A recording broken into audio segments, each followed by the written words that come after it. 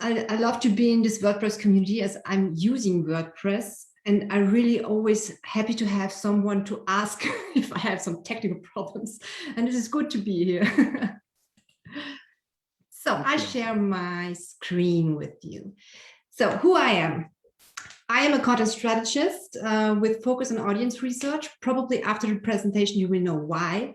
And also, I'm very happy about this presentation because you will see I am from the other audience. So I will tell you about humans.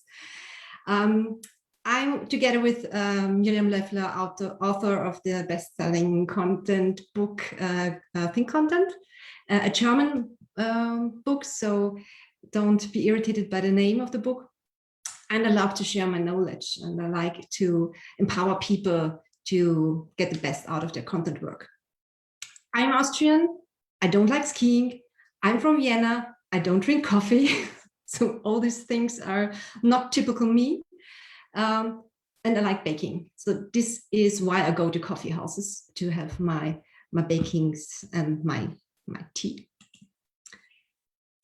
So we are talking about content foundations to get relevant content, to decide which is the content which brings you forwards, and how content to create. And to build up your beautiful content castle, your content hub, you need to know what are the foundations that it don't break down immediately.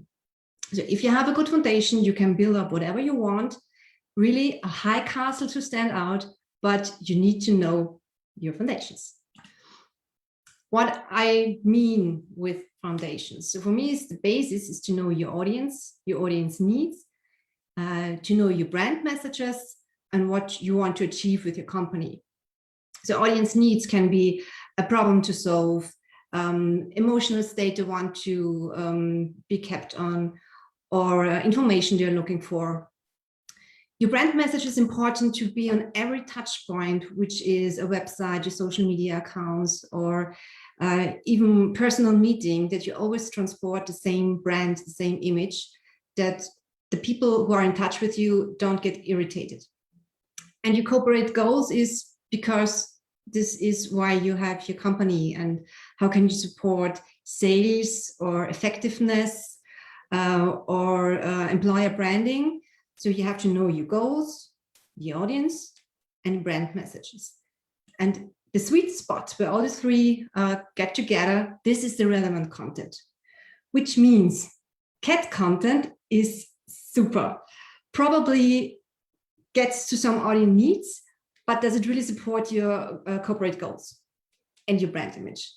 So everything which does not fit to this sweet spot, you don't have to produce, which is the good message, because everything, this is not necessary. You can save money and time only producing relevant content.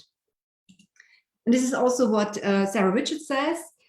She's author of this small content design book. She's from London. And she says, the best content knows it has a purpose and fulfills that purpose. If it doesn't, that content is waste of space. And I would like to add, it's not only waste of space, it's also waste of time and money. So, but why are we talking about content and why is it relevant? Because we would like to get attention in this overwhelming world of too much information. So how do we get this attention? That we deliver the right content at the right time in the right place. So the right content, the relevant content we were always already talking about. But how do we figure out the right time and the right place? And this is where we go back to the audience, we go back to the humans and ask them, simply ask them, or look at their behavior. So we need to know their needs, their pain points, their expectations, and also the media behavior. And if we know this, if you have this information, we can easily figure out the relevant content, voice and tone. So how would they like to be addressed to? How long should be a blog post? So yes, there is this SEO component, But also, as Liz mentioned, some people read longer blog posts, some like it short and quick. So figure out what is the best format for your audience. Also, every discussion about podcast, yes or no, Facebook, yes or no, ask your audience and they will tell you. And don't go to this glass bowl and ask the glass bowl. You will also save some times in meetings discussing these things if you ask your audience. You also get an idea of which channel you should be, which visuals work and which images you should use, not only for digital, but also for print, for example. And you figure out which is the best time to send a newsletter or to post a blog post or a social media post.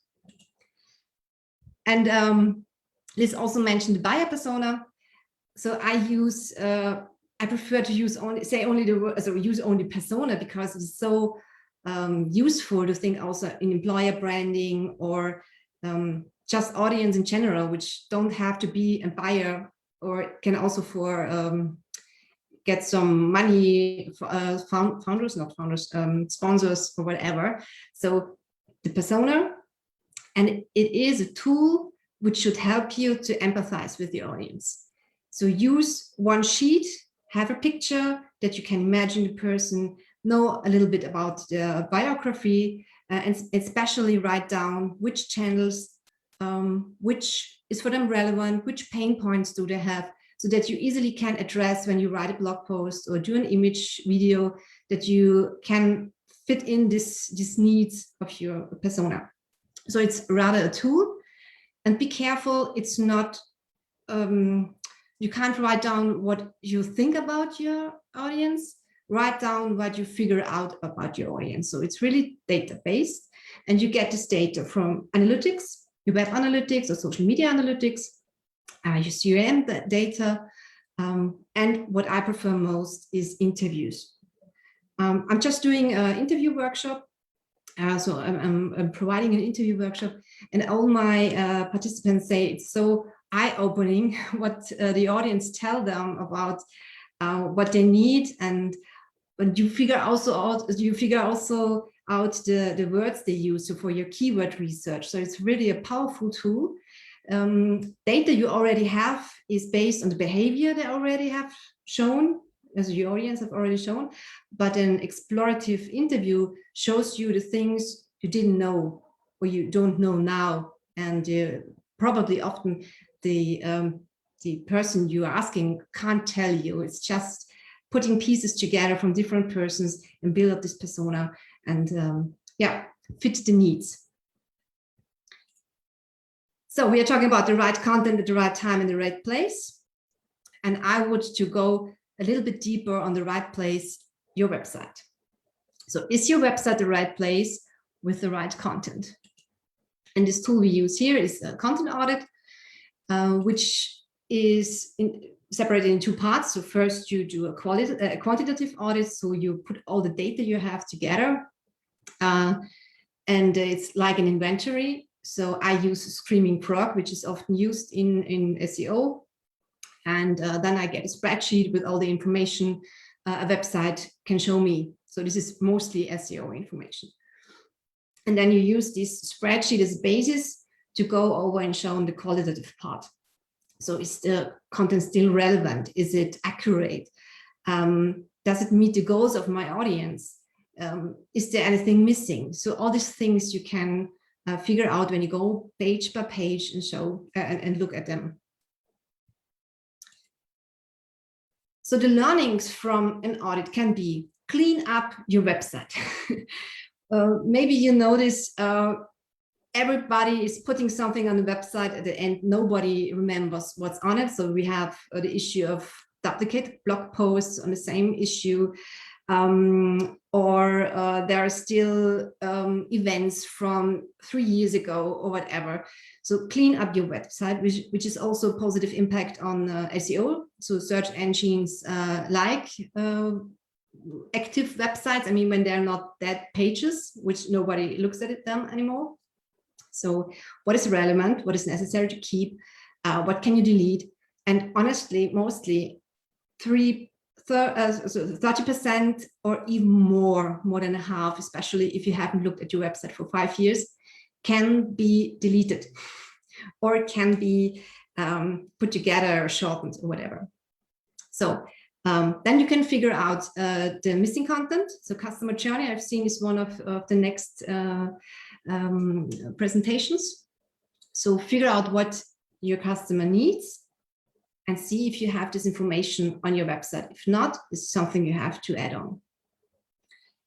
Yes, so also if you have less pages, it is more efficient to revise them. You can save money and time as well. And it's also easier to manage. From the editorial process, also you will find some issues. For example, that people don't really know what an H1 or H2 is, so they use it as they find it easy or nice, change colors or whatever. So maybe you figure out that some people need a training. And also you can maybe figure out that the process, or editorial process, can be optimized.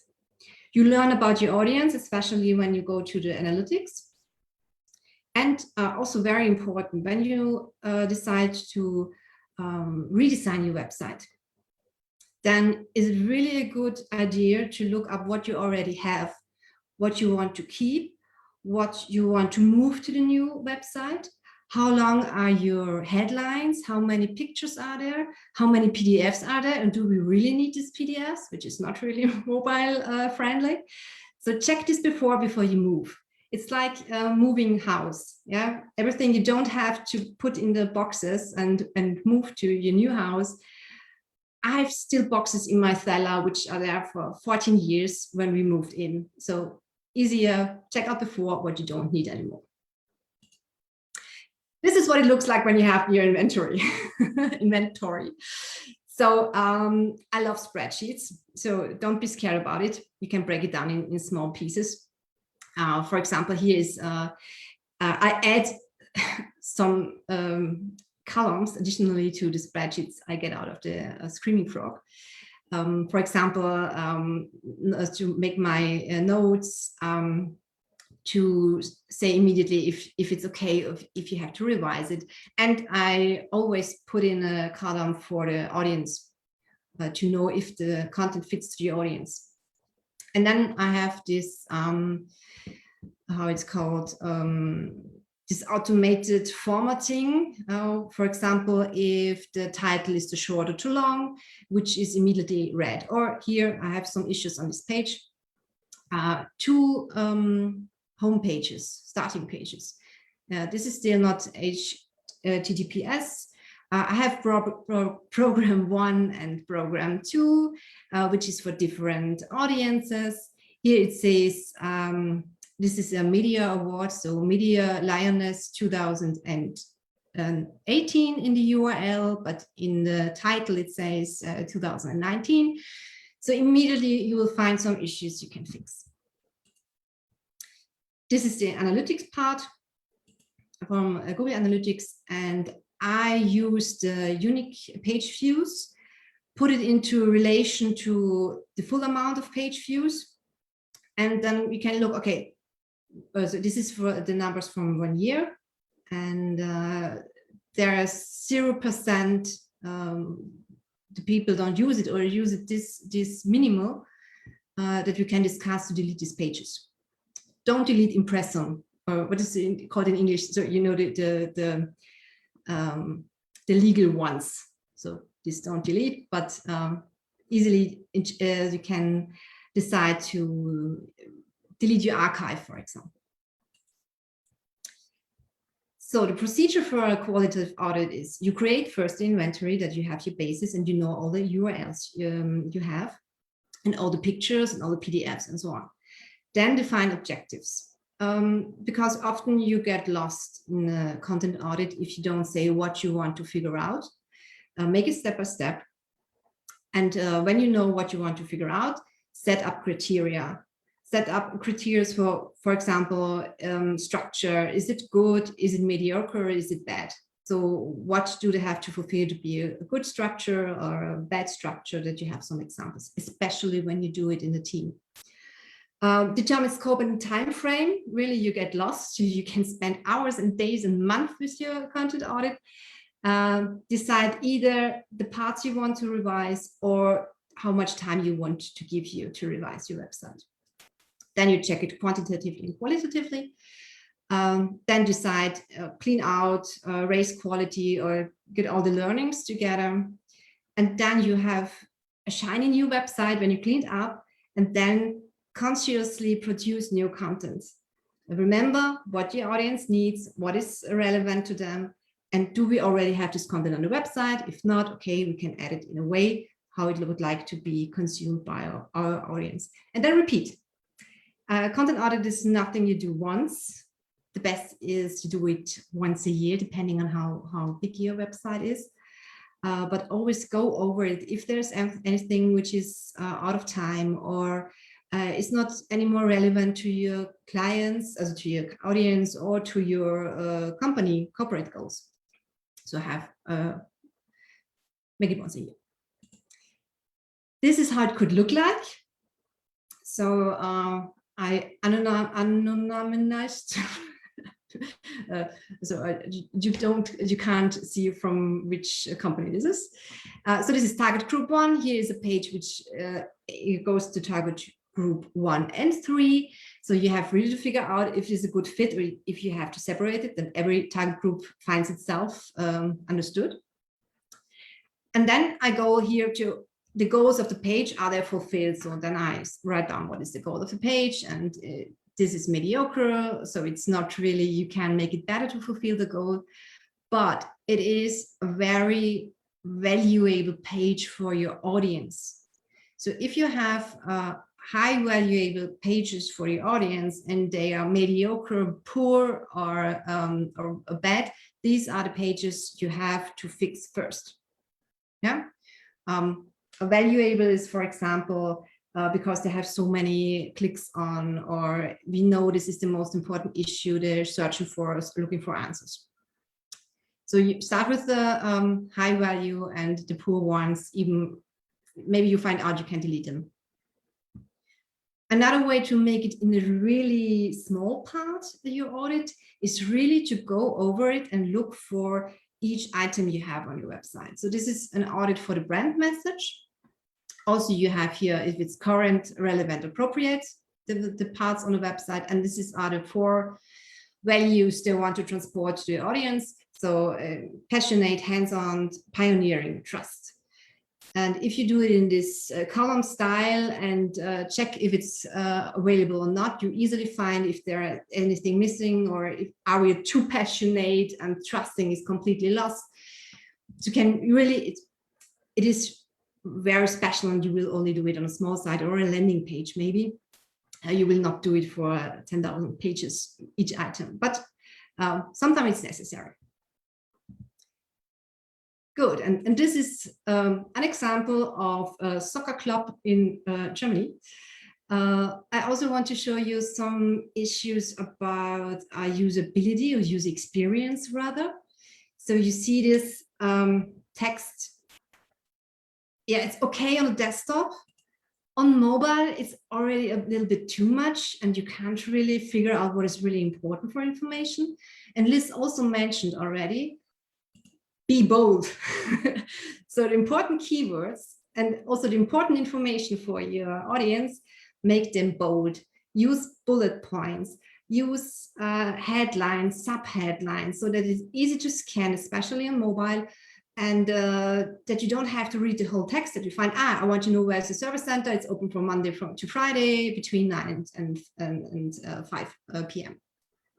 Easy to find. These are some little things you can immediately improve your content. So your main takeaways, I hope you will take with you, is relevant content. You have to know the goals of your company, the audience, and the brand. And otherwise, this content has no raison d'être. So you really can delete it, and you don't have to produce it, and you can discuss with your, I don't know, sales or your marketing department, say, we don't need it. It's not fulfills the needs of any of these 3. Know your audience to make good content decisions, also about format and where to invest your money and time. And your results, which came from your audit, helps you to produce after this cost-effective and produce relevant content. So I have here, yes, you can use a poll to get to know your audience. I didn't find LinkedIn on the poll in the beginning, which was interesting for me because this is my main channel. So if you are on LinkedIn and you want to follow me, please use this QR code. It's the easiest way to find me. And yes, I'm at the end of my presentation. So I will leave this page a little bit so that you can get out your mobile. Yes, but you will easily find me on my name, Irene Michl, ohne E, Michl. Okay, so then, thank you